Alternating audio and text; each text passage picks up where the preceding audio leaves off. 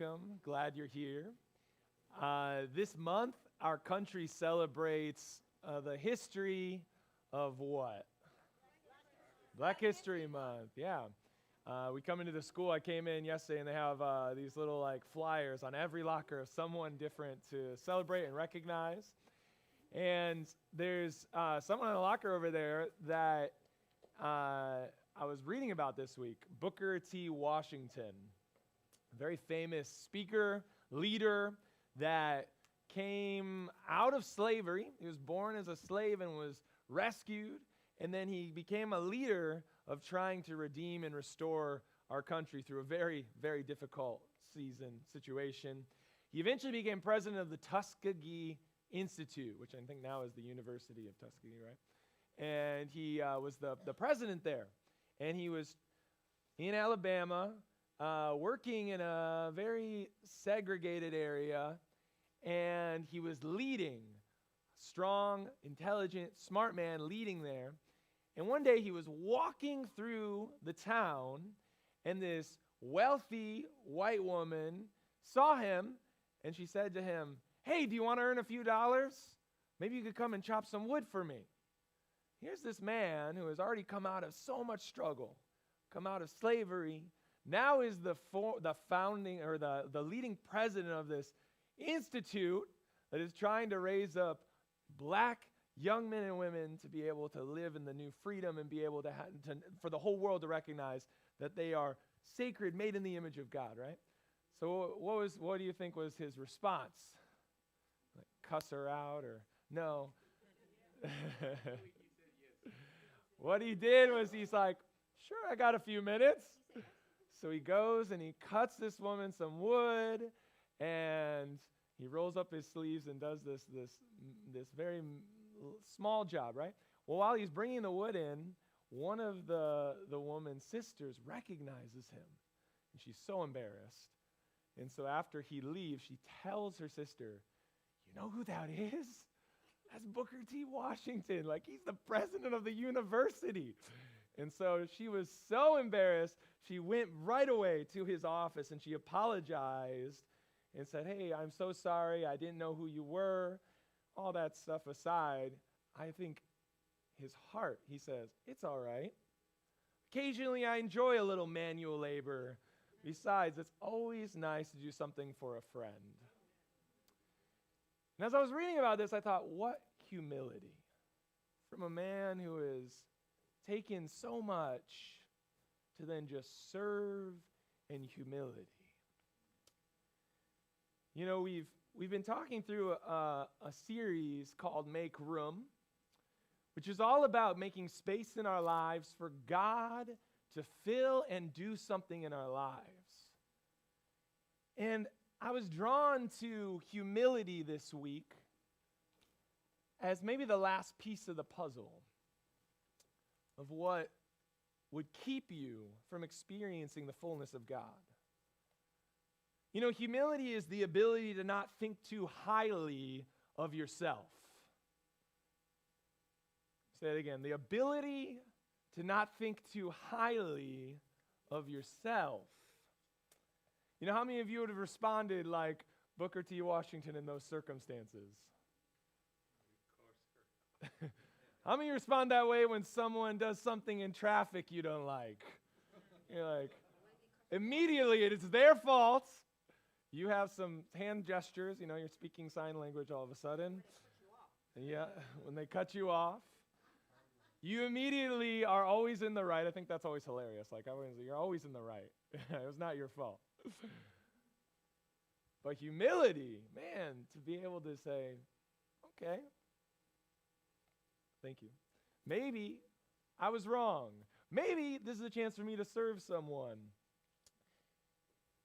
Humility, I think, is one of the things throughout the Bible that defines people who are fully willing and submitted to God. Who are, get this, used by God in the largest way. I think of David. Do you know he's the only king in the Old Testament that, of these three main kings that led Israel, he's the only king who actually repented of his sin. They're all sinners. They're all messed up. he was the only one who repented of his sin. He's also the only king that accepted God's plans instead of his own. Or I think of Joseph, this man who was also made a slave, unjustly imprisoned for many, many years. And he finally gets this opportunity to speak in front of Pharaoh. He has this gift. He can interpret dreams. And so the Pharaoh is impressed. He's like, man, you got a gift. And what does Joseph say? It's like, no, I don't got anything. Only God can answer your dreams. So humble. After all he's gone through, you would think he'd be like, man, this is my opportunity. I got to get my platform. I got to get my title. Right? That's what we do. Or I think of John the Baptist. He was this man that had this huge following of people. He was baptizing people. He was critiquing the Pharisees as religious leaders. He was leading this new movement. And then this other guy comes on the scene, this rabbi, and his followers come and they're like, man, this new guy named Jesus, all of your followers are going to him. What does John the Baptist say? Very famous verse. He must increase, I must decrease. Humility. Or the Apostle Paul. Arguably, the man who started all of the churches across Europe that really was the foundation of all of us knowing Christ today. Was this man's boldness to go out and share the gospel. He was used by God, the Holy Spirit, to write most of the New Testament in our Bibles. Here's some verses of what he said. Words from the Apostle Paul. These are his quotes. I am the least of the apostles. Ephesians 3. I am the very least of all the saints. Or 1 Timothy 1. I am the foremost of sinners. These are people who were used mightily by God, but I see a theme. They didn't think too highly of themselves. Too highly. They didn't think too highly. Humility is not thinking too highly of yourself. It's not thinking too highly of your own value and importance. Not thinking too highly, right? It's not saying we need to think of ourselves horribly, rip ourselves apart, but not thinking too highly. Let me tell you, if there's one thing that's hardest for you to take, it's the fact that you are not as important as you think you are. I don't know about you. That's hard for me to take. But I feel so important. God, I've got this important, unique calling and gifting, and only I can do it. And everybody else is wrong. Humility is recognizing this. Here's the thing humility is. Humility is recognizing maybe I don't have all the answers. That takes humility. To say maybe I don't know everything. Humility is this. Maybe I'm not the smartest person in the room. Or how about this? Things may not happen the way I think they should, and that's okay. That's hard, right? Over the last few weeks in this series, Make Room, we've been going through verse by verse, chapter 4 of Ephesians. We've looked at the first week we talked about, remember, the clothes, taking off some things in our lives, and we need to put some things on, right? Taking off the old things that we've grown up with, that are not of God, that are corrupting us, that are pulling us away from God, and putting the new things in our lives, the good things that God wants to add. And then we talked about how in order to make room for God, there has to be unity. Division is what causes so much problems in the church. Again, division is also what keeps so many people from Christ.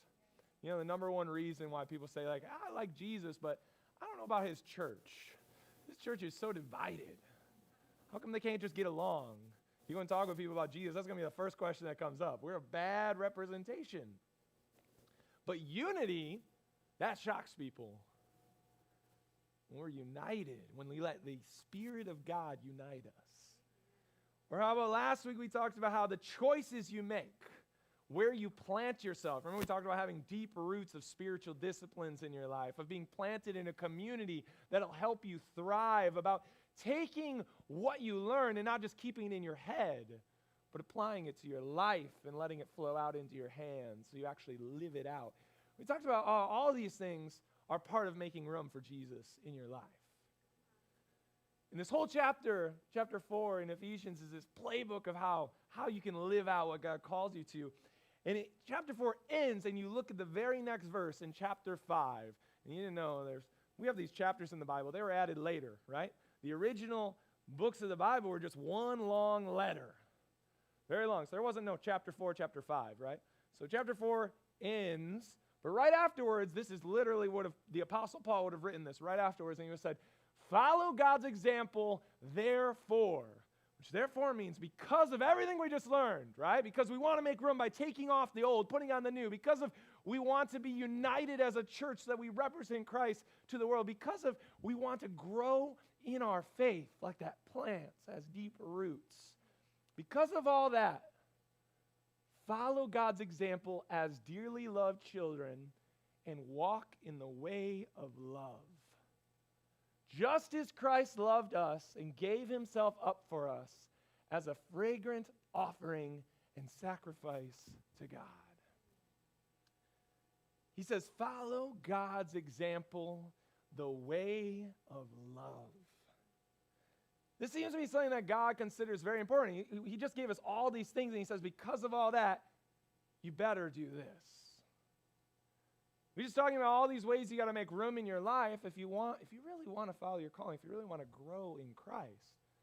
All those things are good, but don't miss this. Here's the thing. These two verses, they're like a footnote. It's like God is saying, you actually want God in your life. You actually want to make room for me. You actually want all those things we talked about. Don't miss this. He says this, God himself, the creator of the universe, arguably the most important in the room, man in the room, right? Important person in the room. Maybe the smartest person in the room. Anybody disagree with that? God's smarter than you? Some of you, you won't raise your hand, but I don't know. Right? I think God is the smartest person in the room. He's the one that knows the most. He's the most powerful. He can speak words, and we exist. I don't know anyone else that can do that.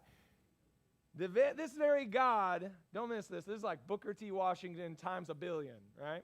This very God, the one who has always done everything right, who gave you everything you have, including your very existence, right? And who you and I have constantly done nothing he has asked us to do. That guy, that's the guy who died for you. That's what this verse is saying. Does that sound like humility? I always question, I'm like, man, when we messed everything up in that garden, maybe you've heard that story, why didn't God just give up on us? It takes a lot of humility to then go and try to save the very creation that just messed up everything. It takes a lot of humility. Then to come down to earth and live among us and let us kill him. That takes a lot of humility. And God knows you and me. He knows our history as humanity. And he says, if you want to make room for me in your life, the one thing that's ultimately going to keep you this from happening is your pride. That's the opposite, right? Pride is this. Self-importance. If humility is not thinking of yourself too highly, pride is thinking of yourself very highly. Pride is self-importance. You're saying, man, I do matter more than most people. I'm special. It's okay if I do this, not everyone else. I'm the exception. Let me tell you, this is what's dragged so many of you away from God. Maybe kept you from ever coming to God. You feel like you already know everything. Why do you need God? Or maybe you're self-sufficient, you're self-made. Man, I'm completely fine how I am. Or maybe you have an answer for everything. You don't need anyone to give you anything. Can I tell you something? Satan himself, Satan is the enemy of humankind. He was an angel of God, arguably one of God's right-hand men. This being that was really powerful. He was an angel of good, Because everything that God creates is good. But then what happens? It says he wanted to be above God. He thought of himself too highly. He started to think of himself more highly than God. And pride causes us to do some crazy things. You start to think some crazy thoughts to eventually maybe crash and burn because it's a lie. You're never actually where you think you are. We're not self-sufficient. We don't know all the answers sometimes. But the enemy, Satan himself, has convinced you that you do. Pride was his fall, and he's trying to take us as humanity with him. And he's succeeding. He gets us to think so highly of ourselves. But God, I think if God was to whisper in your ear this verse, if my people who are called by my name will humble themselves and pray and seek my face and turn from their wicked ways, then I will hear from heaven, I'll forgive their sin and heal their land. Do you notice the key at the beginning of that verse? Will humble themselves. What is humility again? Thinking not too highly of yourself. That's humility. That's what he's saying. If you would stop thinking so highly of yourselves. You know, humility is often seen as kneeling.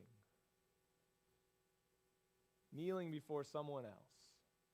Saying, I'm actually not in control of my life. But how? How do you get humble? I love, back to our verse in Ephesians, it says, follows God's example, right, as dearly loved children, and walk in the way of love. It says you want to be humble like God, follow his example. And what does it say to do? The way of love. Doesn't that sound so like cheesy? Like what? Valentine's Day? When we think of love, we have such mixed feelings with this word in English, at least. And so a word that was like romantic feelings is, man, I love ice cream. Anybody? I love ice cream. Right? Or I love tacos.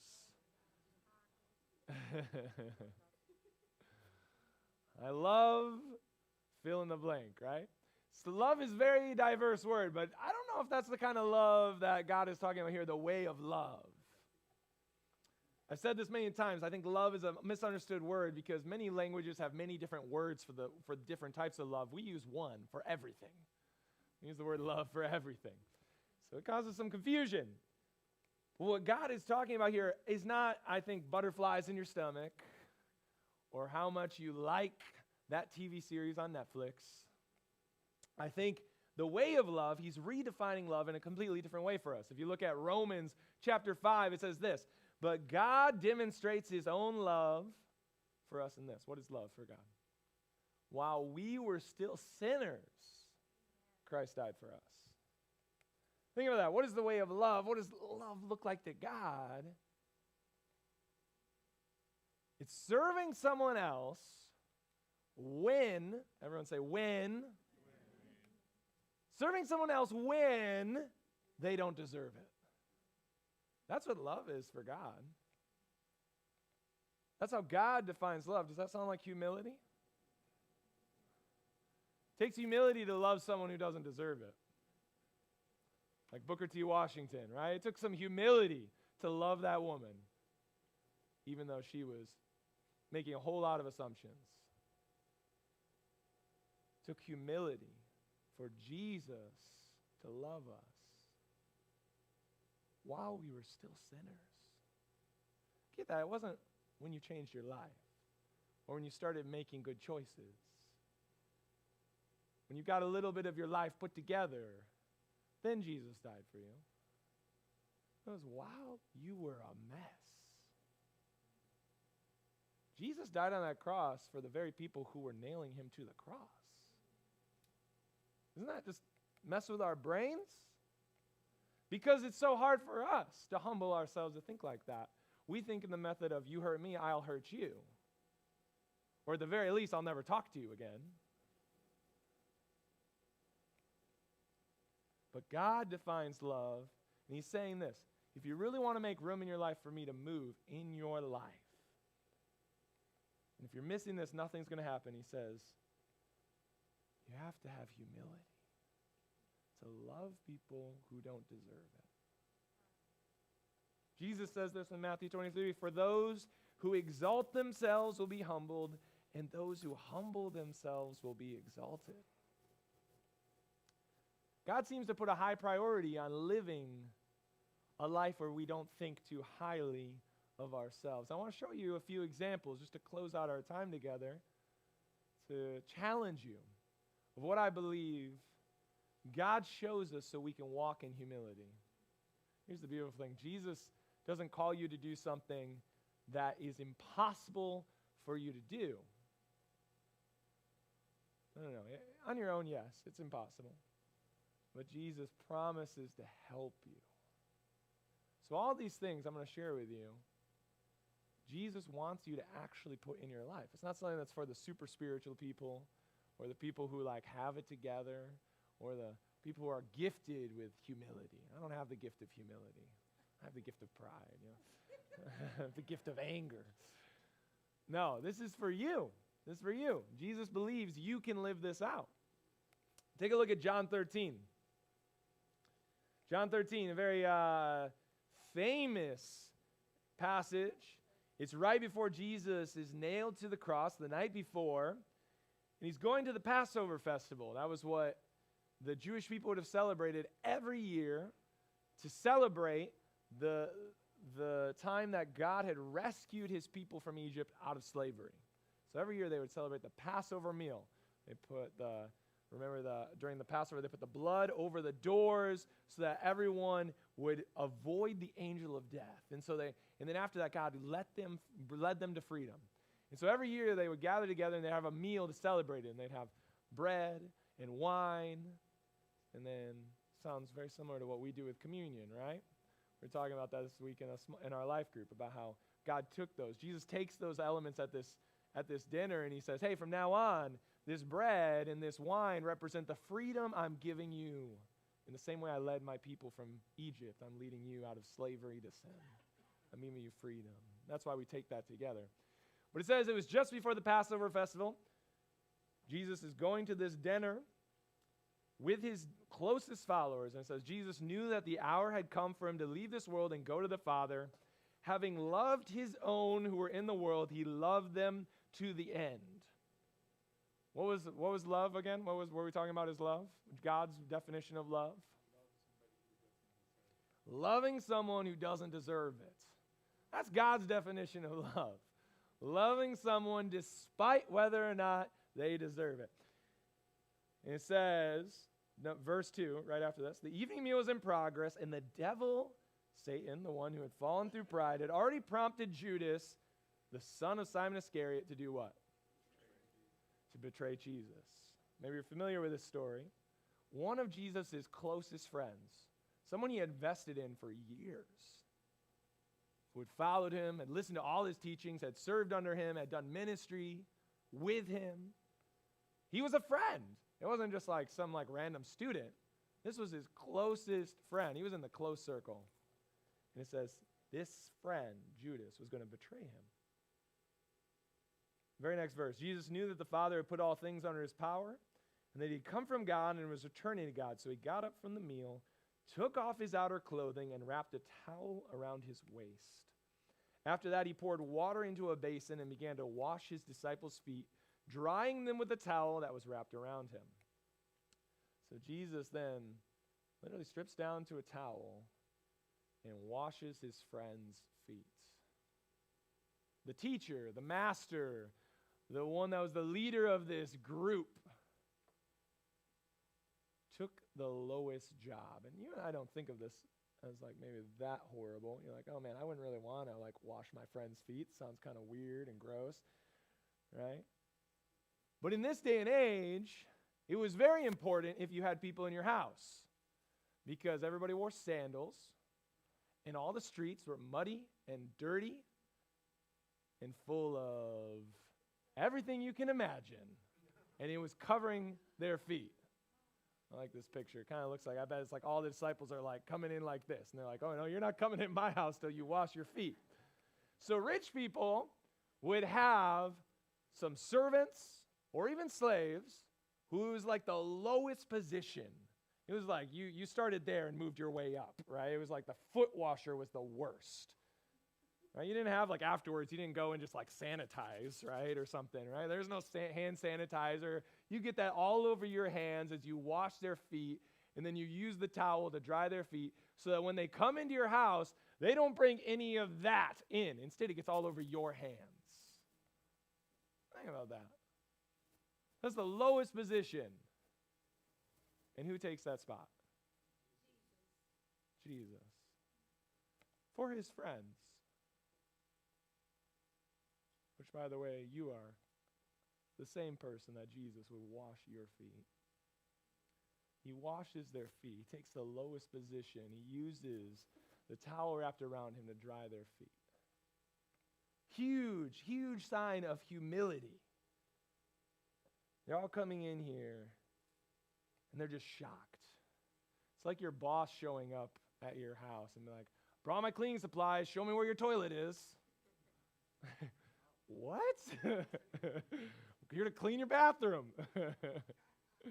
Like, no, bro, you're not going in there. Right? Jesus, the Lord of the universe, also their best friend. He's naked except for a towel, and he uses his hands and his towel to clean each one of their feet. I bet their minds are just blown. But I want to notice you something. What was the verse that the Bible draws our attention to right before that? Right? The very first verse, it says, Jesus loved them to the end. Verse number 2, Judas, the close friend, was there and was going to betray them. Verse number 3, Jesus washed all of their feet. You think that's an accident? It's showing us that in that order? Judas the betrayer, one of Jesus' best friends who was about to betray him, also got his feet washed by the very guy he was about to betray. If you skip down a little bit, verse 21, it says, Jesus was troubled in spirit and testified, very truly I tell you, one of you is going to betray me. So not only this, Jesus knew Judas was going to betray him.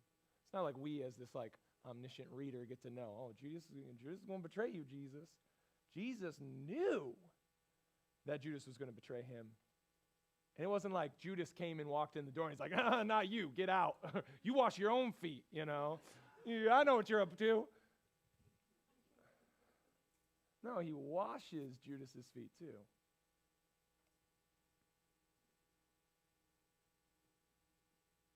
Here's the first thing you have to see about humility. In God's eyes, humility is serving your enemies. If you want humility, if you want to follow in God's footsteps, it doesn't go much further than this. Humility is serving your enemies. The people that break your heart, the people that are constantly trying to ruin your life. Literally, this guy led the creator of the universe to his death, betrayed him. And you and I, we want the easy solution or the step. I can be humble. I can serve people, right? My coworker brought in donuts, so I'm going to just go buy them a coffee. I'm so humble. My boss, he gave me a raise, so I think I'll hold the door open for her. Right? My friend's been really nice to me, so I'm going to get her a birthday present. I'm so humble. And Jesus talks about this, right? It's very easy to love the people who are nice to you. It's easy to love people who you think deserve it, but that's not humility. Humility is serving people who don't deserve it. Here's the problem. I told you I'd tell you the problem. What's going to keep you from this? Problem number one for humility is serving your enemies. The problem is you think this. They have to deserve it. That's where you'll get stuck. That's where you'll get lost. That's where you'll never put this type of humility in your life. Because you are stuck on this mentality. They have to deserve it. I'm not going to serve someone who is actively trying to ruin my life. Right? Do you know my neighbor? I'm trying to move because of them. I'm looking for a new apartment. I can't live in the same building any longer. Do you know my sister-in-law? All she does is talk about me behind my back. I can't serve her. She gets the whole family to hate me. No. There's nothing. She doesn't deserve it. Do you know my husband? Oh, Becky just looked at you. He never once helps me with anything.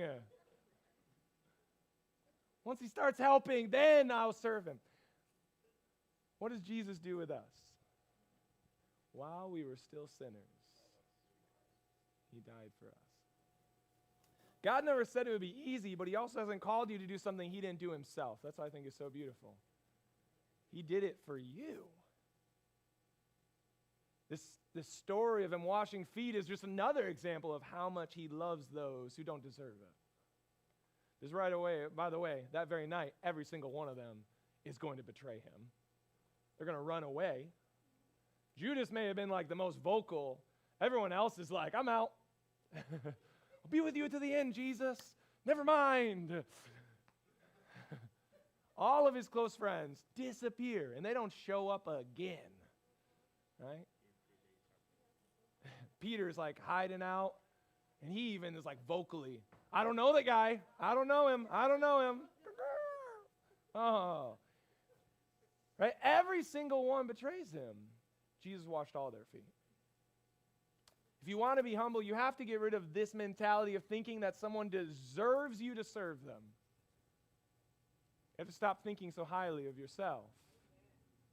You have to love the people. Maybe they're not even your enemies, but you just don't like them, or you think they don't deserve it. You have to serve them to allow God's humility to make room in your life. Second story from the Bible I want to show you is Jesus. Again, it's Jesus. He gives us the greatest examples. He's walking along with his disciples. Again, these 12 guys, probably a group of ladies as well. He had this group with him, and get this, it says the mom of two of the disciples comes up and wants to ask Jesus something. It says, the mother of Zebedee's sons, that's John and James, came to Jesus with her sons and kneeling down, asked a favor of him. So Jesus, what do you want? She said, grant that one of these two sons of mine may sit at your right and your other at your left in your kingdom. What is she asking?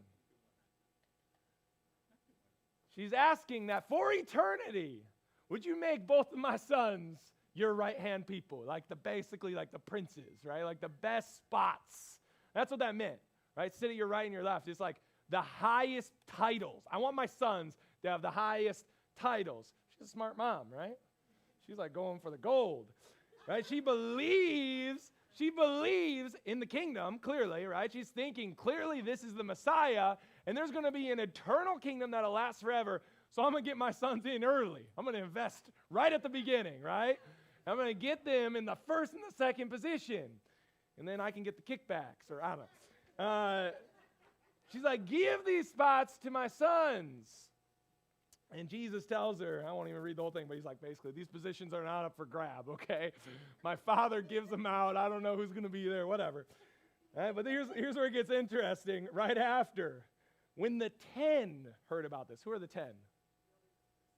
The other 10, right? The two brothers of the 12, then you got the 10 others. When they heard about this, they're like, oh, you got your mom to ask for a special favor, huh? Right? Look, it says they were indignant with the two brothers. That means they were upset. They were mad. You got your mom to try to cut us out of the kingdom, huh? You think you're special.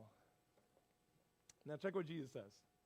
Verse 25, he says, Jesus called them together and said, you know that the rulers of the Gentiles lord it over them, and their high officials exercise authority over them. What he's saying is, And all these people, they're seeking titles. You know that's what everybody's seeking. That's what he's talking about. That's what he's saying. He's saying all these people, they're in positions. They're all seeking authority, having power over somebody. They all want titles. They all want people to look up to them. He says, not so with you. Instead, whoever wants to become great among you must be a servant. Whoever wants to be first, I think it's even worse, must be your slave. Just as the Son of Man did not come to be served, but to serve and to give his life as a ransom for many. Here's the second thing about humility. In God's eyes, if you want position, you start at the back. In God's eyes, if you want a title, it starts at the back of the line. And that messes with us, because everywhere else in this whole world, it is the opposite. This one may be the hardest for you to accept. But Pastor, I deserve something. Recognition for all my hard work, at least. Right? At least let me post something on social media if I do something good.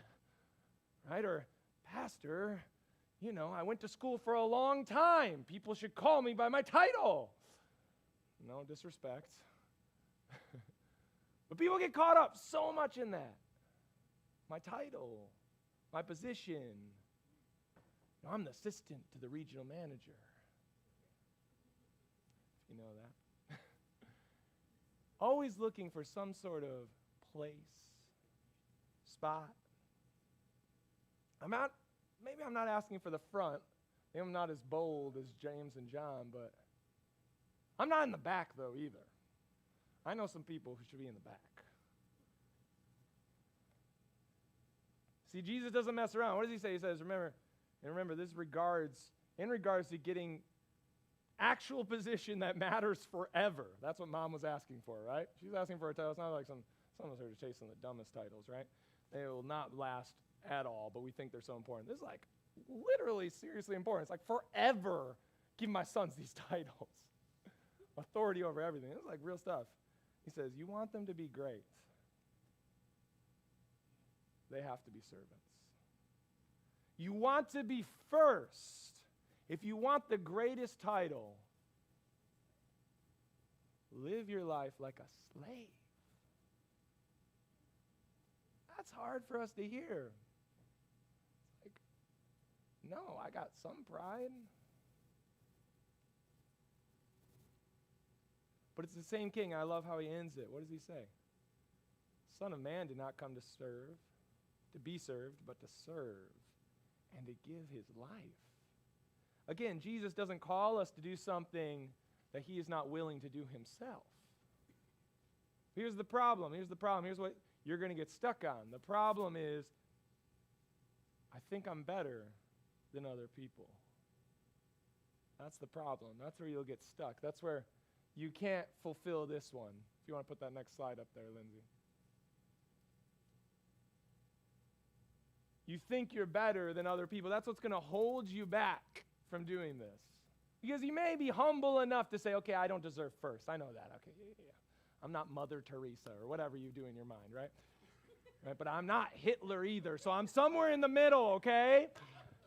And you like make this list and we play these games about how you're like better than some, but I'm not. Then I'm serving this many times on Sunday, so I'm probably a little bit better than I haven't seen him serve yet. I don't know if he's doing anything, but and you have these things in your mind where you think you're better than someone else. So you're unwilling to serve. And God says, stop playing these games. Stop worrying about anyone else. God only is looking at you and how faithful you are with what he has given you.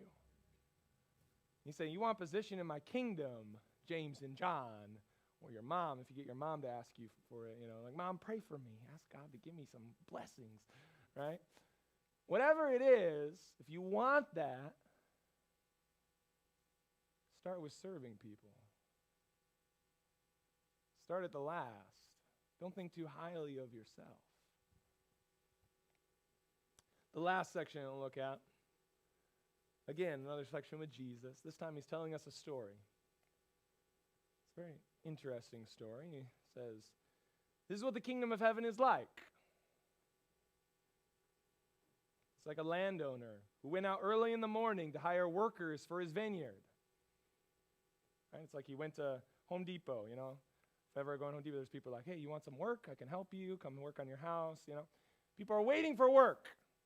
So he goes, and he hires all the people that are there, and he agrees to pay them a denarius for the day and sends them into his vineyard to work. A denarius is like a full day's wage, whatever your normal hourly rate is times the full day. They would just give him a denarius. It's like that's a day's worth of work. That was the currency, right? So that's about maybe 5, 6 in the morning when he goes. Just the sun's coming up. He's getting people out there.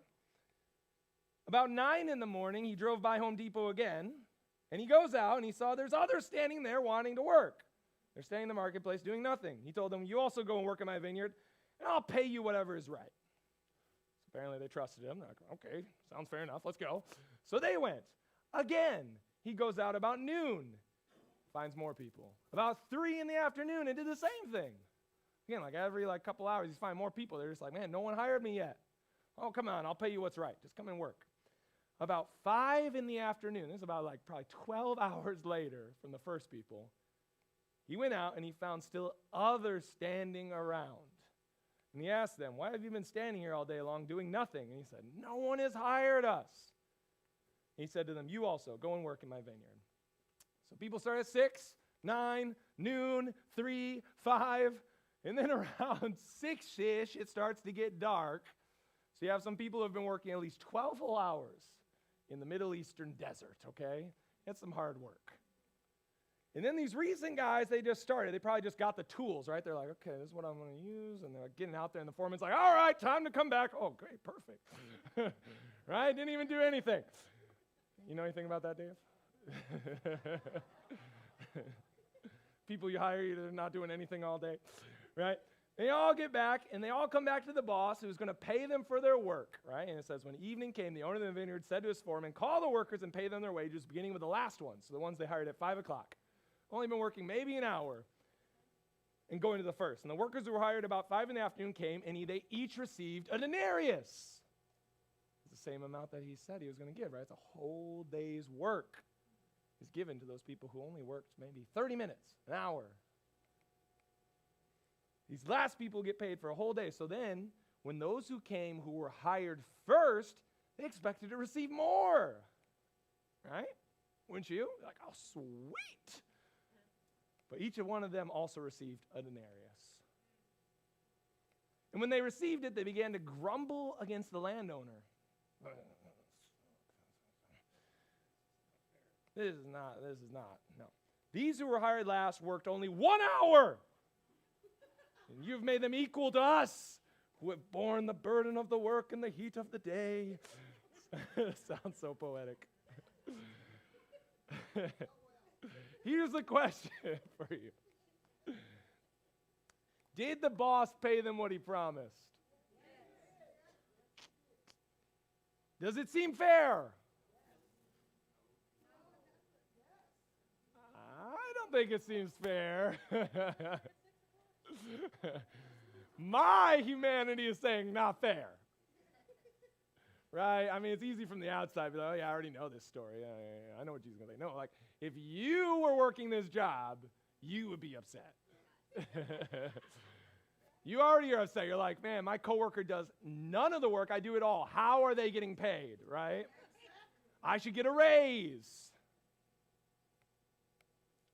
But he answered them, this is Jesus. I'm not being unfair to you, friend. Didn't you agree to work for a denarius? Yeah. Take your pay and go. I want to give the one who was hired last the same as I gave you. Don't I have the right to do what I want with my own money? Or are you envious because I am generous? And he closes with this. So the last will be first, and the first will be last. Here's the last thing you need to know about humility in God's eyes, and this might just really mess with you, but in God's eyes, fairness is overrated. We, as humans, are so stuck on fairness. It has to be fair. I think especially it's like a Western thing, like the U.S. Like, we are just like fair. Like, if there's a line, like, it better be fair. Like, you better have gotten there, and if you were behind me, okay, you're right behind me, you're in front of me. Like, if we cut or do anything, that's not fair. We have this, like, little meter we can tell when something is fair or not, and we get really mad when something is not fair. Right. If it works in your favor, all of a sudden you don't care as much. Yeah, you're very right. Oh, that was totally fine. I mean, it's fair. You don't know how many times I've had to sit in the back. Right? But I feel like many of us are stuck because we feel like we haven't gotten our fair share. Fall into this victim mentality. And don't get me wrong, you may have had horrible hands, family that treated you horribly. You may have gone through harder circumstances than any of us can even imagine. I'm not disqualifying that at all. But it's eating you up, and you're stuck. You got to work at 6 a.m. in the morning, and you've worked hard your whole life. There's someone who hardly has done anything, and they're getting the same as you. And you're stuck. It eats at you. You feel like God is not concerned about you. So you spend all your life concerned about everyone else. You see, you can let your pride take over and keep you in walking in humility with God. You can let it build resentment, bitterness, and then you become stuck. Because you think life has not been fair. And let me tell you, it probably hasn't. Let me tell you something. God knows your struggles, and He loves when even despite all of your struggles, the hand you've been dealt, you still serve Him.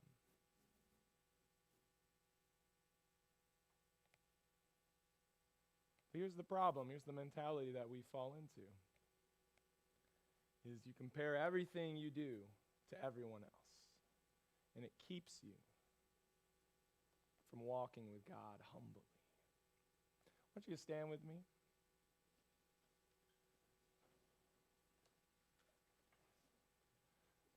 I want you to invite you to just close your eyes for a moment, to give some space and a moment for God to speak to you right where you're at. I believe some of you are stuck. And it would take a move of God to humble you, to give you humility.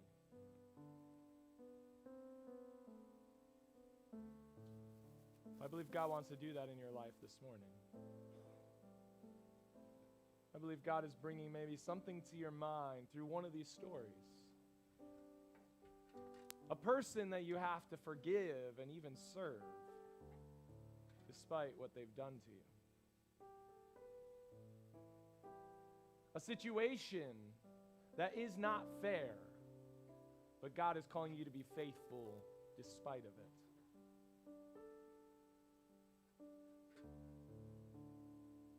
The willingness to love someone even if they don't deserve it.